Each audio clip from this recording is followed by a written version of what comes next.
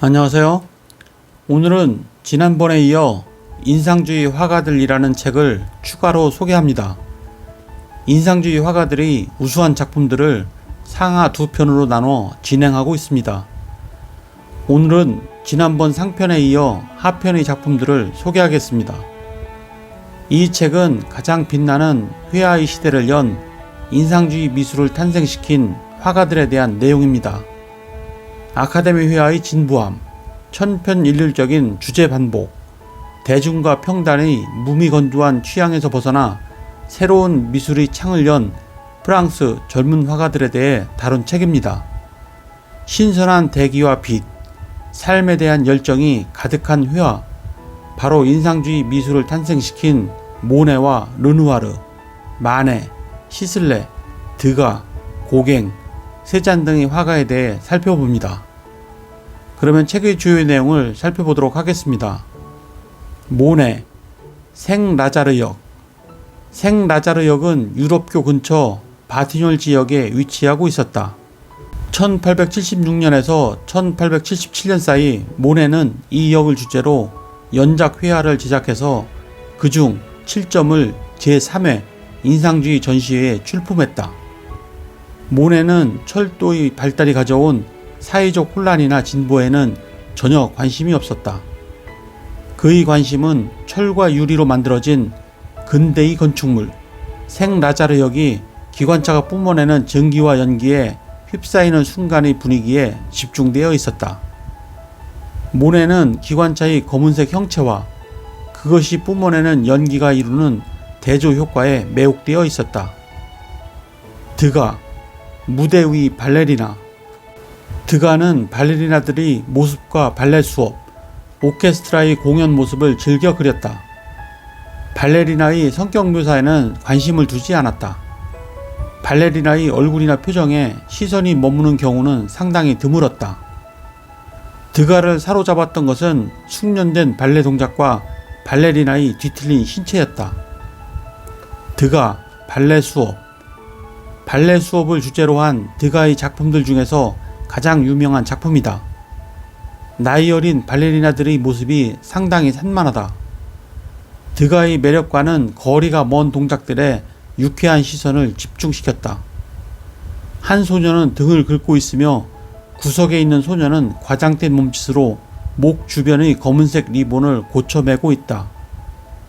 수업에 관심을 갖는 발레리나의 모습은 찾아보기 힘들다. 드가, 오페라 극장의 오케스트라. 이 그림은 1870년경에 제작된 작품이다. 중앙에 보이는 인물은 데지레 디오이다. 원래 데지레 디오의 초상화로 시작했지만 곧 극장의 오케스트라 전부를 포함하는 보다 풍부한 구성으로 바뀌었다. 드가는 악기 연주에 몰두해 있는 연주자들의 표정 묘사에 심혈을 기울였다. 등장인물들 중에는 작곡가 샤브리에처럼 당시 잘 알려진 인물들이 포함되어 있다. 그 밖의 인물들은 드가의 친구들이 모델을 해준 것이다. 모리조, 요람. 베르트 모리조는 가정에서의 일상을 섬세하게 묘사한 작품들로 명성을 얻었다. 딸 블링슈를 지켜보는 에드마의 모습이 묘사된 화면에는 베르트의 지극히 여성적인 시선이 강조되어 있다. 남성 화가였다면 이렇게 모성애의 감정을 포착해내기가 여간 어렵지 않았을 것이다. 에드마의 애정 넘치는 시선과 포즈, 그리고 요람을 덮은 베일을 잡고 있는 손동작까지 베르트는 찰나의 순간을 포착해 화폭에 생생하게 재현했다. 에드마는 베르트의 여동생이다. 드가, 압생트를 마시는 여자. 한 사내와 한 여인이 카페 테이블에 앉아있다. 고독으로 가득 찬 이 장면을 그리기 위해 드가는 2명의 모델을 섭외했다. 화면 속의 여인은 여배우 엘렌 앙드레이다. 그녀는 생계를 위해 화가들이 모델이 되곤 했다. 앙드레는 마네가 가장 선호한 모델 가운데 한 명이다. 드가는 압생트 잔을 앞에 놓고 슬픈 절망에 사로잡힌 그녀를 묘사했다. 그림 속의 남자는 데부탱이다. 그는 보헤미안 영혼의 소유자로 성공하지 못한 화가이자 몰락한 귀족이었다. 데부탱은 자존심과 긍지로 똘똘 뭉쳐 그럭저럭 생계를 이어나갔다. 작품이 완성된 후 앙드레는 작품을 보고 불쌍한 세상이라고 중얼거렸다고 한다. 마네, 폴리 베르제르의 술집. 작품의 배경은 마네가 즐겨 찾았던 폴리 베르제르의 술집이다. 그림 속 젊은 여인은 실제로 술집에서 일했던 영국 출신의 휘존이다. 아무런 감정이 없는 듯 같은 눈빛으로 관람자를 응시하는 그녀의 모습은 마치 손님들의 요구를 들어주는데 진력이 난 듯 보이기도 한다.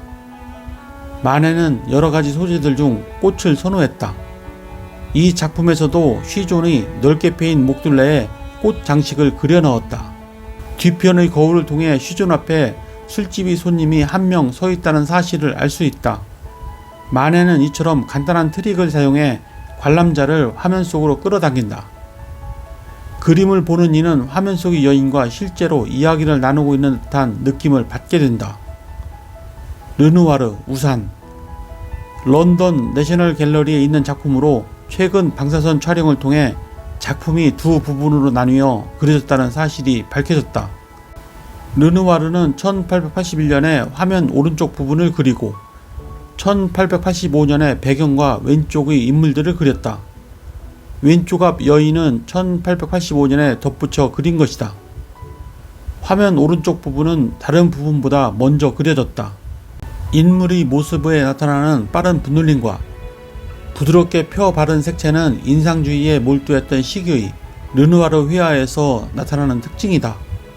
르누아르는 어린아이의 모습을 즐겨 그렸다.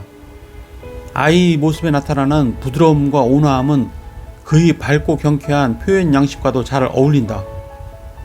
네, 이상으로 책의 주요 내용을 살펴보았고요. 이 책은 인상주의 화가들이 삶과 예술을 당대의 문화적이고 사회적이며 정치적인 문맥 속에서 살펴보며 화가의 삶과 작품에 대한 전반적인 내용과 역사적, 문화적 배경, 주요 작품들에 대한 분석으로 나눠서 소개하고 있습니다. 인상주의 화가들이 삶과 작품을 이해하는 데 도움이 되셨다면 구독과 좋아요 부탁드립니다. 그러면 다음 시간에 뵙겠습니다. 감사합니다.